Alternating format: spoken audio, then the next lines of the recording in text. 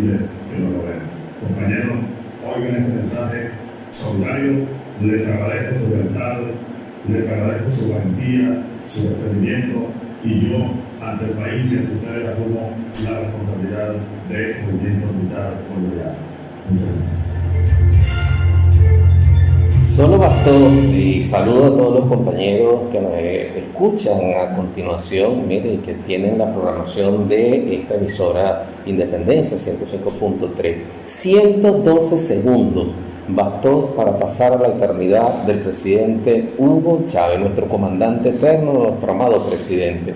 En ese discurso, cuando uno empieza a analizarlo a profundidad, cada detalle, cada palabra, aun cuando no fue un discurso que fue escrito, sino fue espontáneo, que salía de las mismas, como decía, de las vísceras, como decía Augusto Mijares, ahí da un saludo al pueblo venezolano, ahí da un reconocimiento a la lealtad de sus compañeros, ahí asume la responsabilidad de sus actos, ahí eleva la esperanza del pueblo en 2, 3 oportunidades.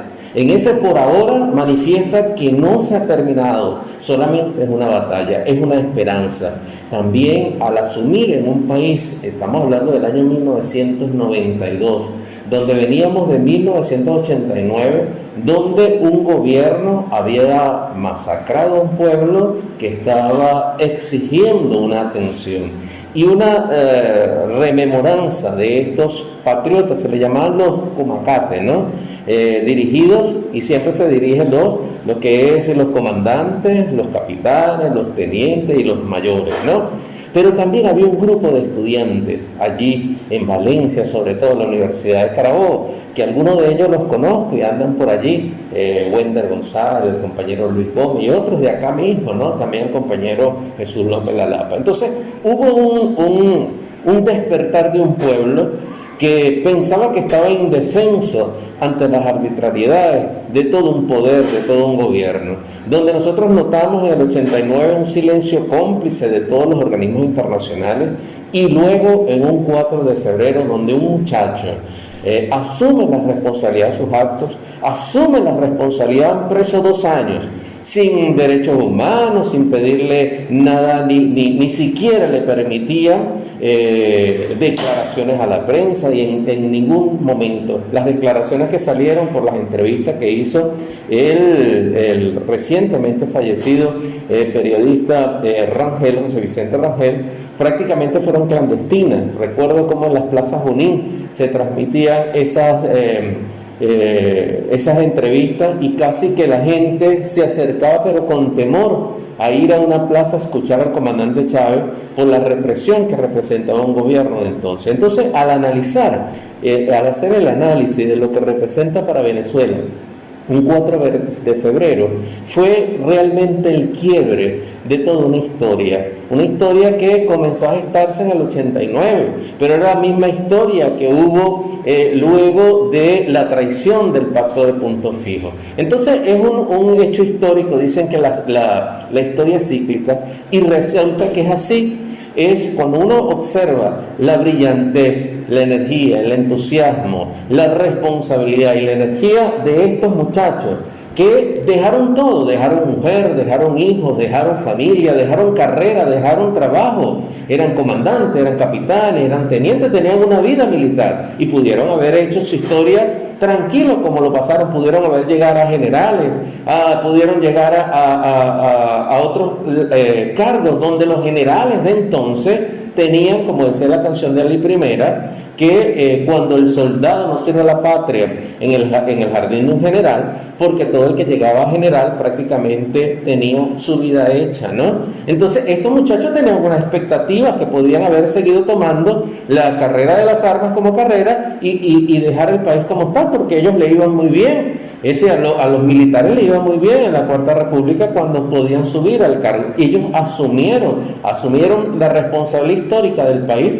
y se convirtieron como ese ejército patriota, ese ejército revolucionario, ese ejército de patria, que dijeron: no, basta basta ya, tenemos un imperio que ya no es el imperio español, aunque se rebelaron los patriotas, los criollos patriotas con los negros y con los zambos y con los indios de Bolívar, y ahora asumieron, luego vino Ezequiel Zamora y después vuelve entonces Chávez. Cíclico, la historia es cíclica, por eso no podemos perder. Y los que se llamen chavistas, los que se llamen socialistas, los que dicen amar a Chávez, tienen que verse en la historia de Chávez, tienen que verse en el compromiso de Chávez, tienen que verse en el sentido de responsabilidad histórica, y tienen que ver cómo asumir, con el ejemplo, asumir una conducta de vida. El ejemplo que dio Chávez. Como decía el Che Guevara, la revolución no es para tenerla en la boca para vivir de ella, es para morir por ella, porque cuando uno muere por una idea, uno realmente no está muriendo, no está renaciendo. Por esos grandes hombres como el Che Guevara no mueren,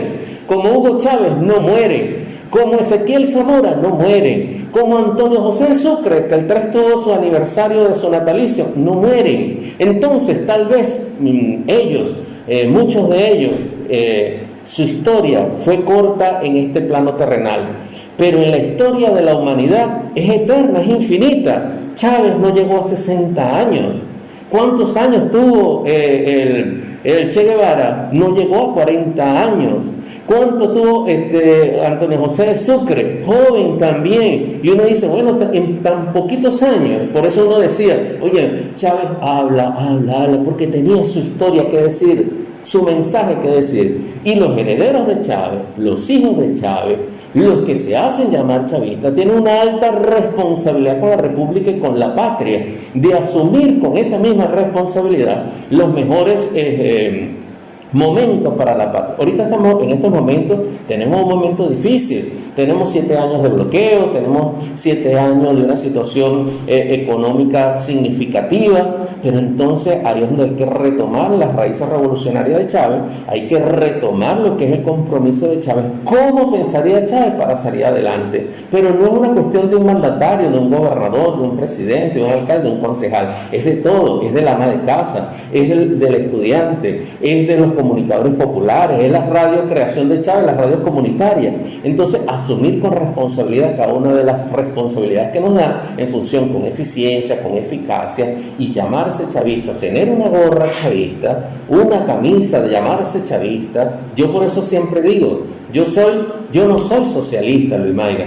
Yo estoy estudiando, estoy formándome para llegar a ser socialista. No puedo llamarme socialista porque yo todavía en mí hay muchos rasgos de egoísmo. Y un egoísta no puede, el que es egoísta no puede llamarse socialista, porque es el desprendimiento, es un sentido que está por encima de un nivel que nosotros tenemos que prepararnos para eso. Hacia ahí estamos llamando, hacia ahí es el llamado, pero cada uno debe hacerlo. Tenemos pocos segundos, pocos minutos, pero la reflexión, si Chávez en eso 1 minuto, 12 segundos, y ustedes pueden notar su voz, con tranquilidad, ¿no? Con bastante decisión y saber hacia dónde iba. Y en un mundo y en un país del año 92 que no es como el gobierno de ahora revolucionario, que no sabía qué iban a hacer con su vida, donde días después de eso habían dicho Morales Bello, muerte a los golpistas. Muerte a los golpistas. Estábamos en un país donde habían desaparecido, donde asesinaban, donde desaparecían, donde secuestraban, donde no le importaban derechos humanos y ningún organismo internacional decía absolutamente nada. Y en esa historia asume este hombre, en un país donde nadie asumía la responsabilidad, asume la responsabilidad, pase lo que pase, y por eso Chávez está en el corazón de todos y todos los venezolanos. Consideraciones especiales que realiza nuestro compañero de labores Ilmer. Felizar el día de hoy la fecha tan destacable en nuestro país, 4 de febrero de aquel por ahora, pues aún se recuerda a Ilmer en este proceso revolucionario. Y bueno,